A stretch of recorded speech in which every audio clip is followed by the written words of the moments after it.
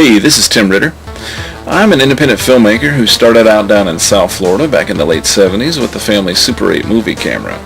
In 1985, right out of high school, I was just a horror fan and amateur movie maker who was lucky enough to stumble into financing for my first real feature-length screenplay, which became Truth or Dare, A Critical Madness. This movie became one of the first direct-to-video features to hit both the national and international markets, and it still has a small following today. This is the story of how it all came together.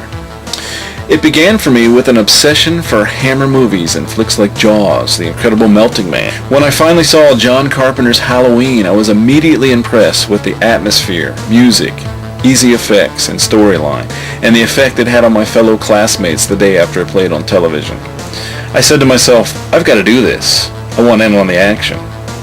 With the story's simplicity, I began emulating Halloween with the family's Super 8 movie camera. Of course, Halloween led me to become a horror fanatic, specifically in that era of 80s slasher movies. I absorbed everything I could find on the subject on film, video, books, and magazines, including the writing works of Stephen King and Robert Bloch, and in film, H.G. Lewis, the godfather of gore. I also devoured countless filmmaking books on producing movies, screenwriting, and directing. In August 1984, my cousin Joe Pruth and I shot a feature-length Super 8 movie called Day of the Reaper that we transferred to videotape and sold to local video stores. It had high school drama class actors, original music, and special effects inspired by the H.G. Lewis gore movies, meaning mannequin parts and leftover meat from the dishwashing job that my cousin and I worked at. Total cost? Under $1,000. We made a small profit off of Day of the Reaper and began to get our names out in the regional video markets. The newspapers loved to write about us and covered whatever we were doing.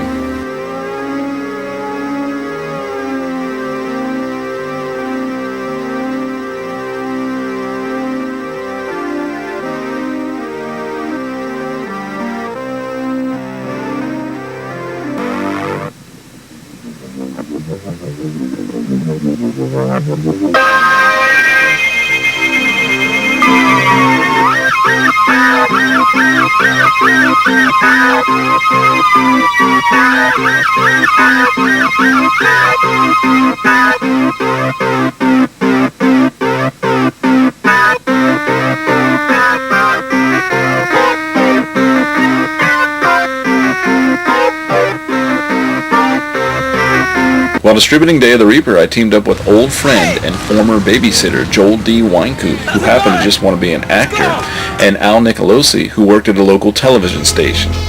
In January 1985, we made a video anthology production in the tradition of Twilight Zone and Creepshow called Twisted Illusions, aimed again at the mom and pop video store market.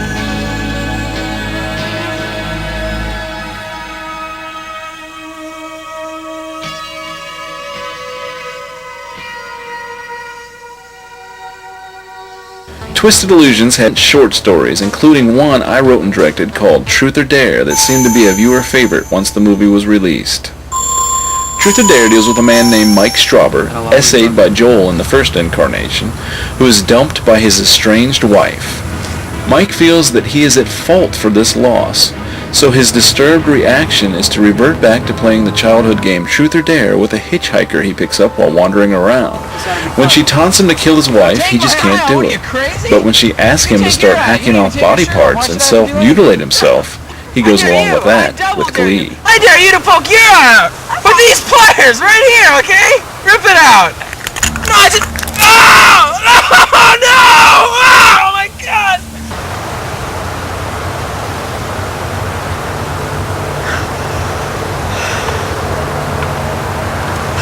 Okay, dare complete.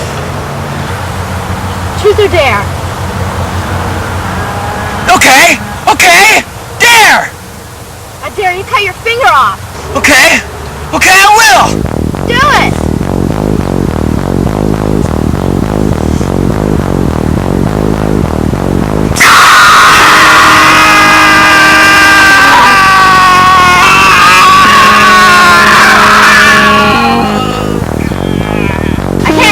I dare you to cut your chest open.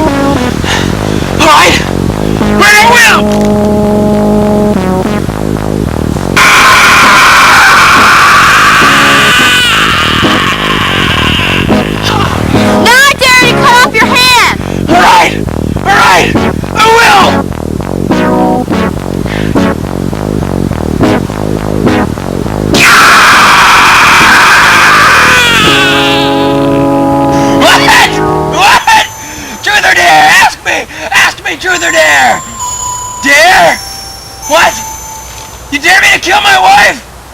didn't kill my wife just because she kicked me out.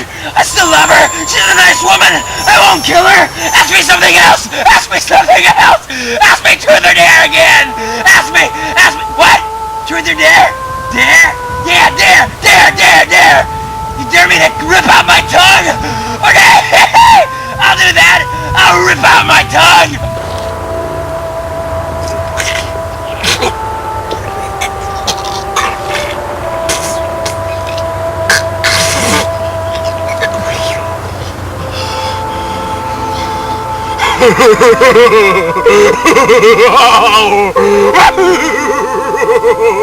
Of course, it turns out that the hitchhiker is in Mike's mind, and he's out in an empty field cutting himself to pieces by himself, punishing himself for the breakup of his marriage.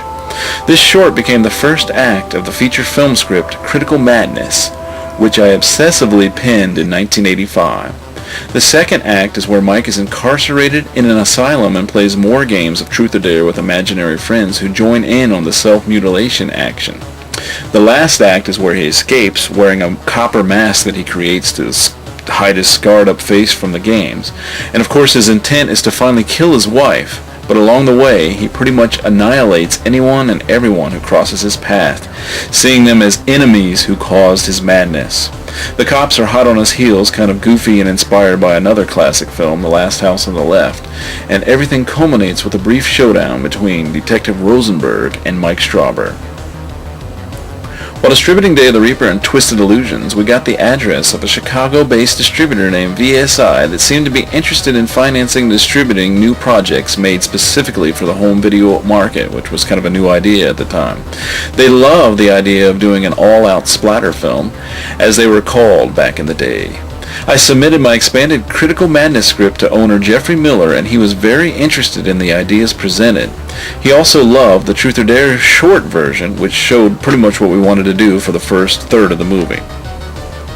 We quickly incorporated into a production company called Twisted Illusions and pulled together artists for special makeup effects, props, and South Florida locations way before we got the green light to go from VSI. We were going to make Critical Madness a movie, whether we had any money or not.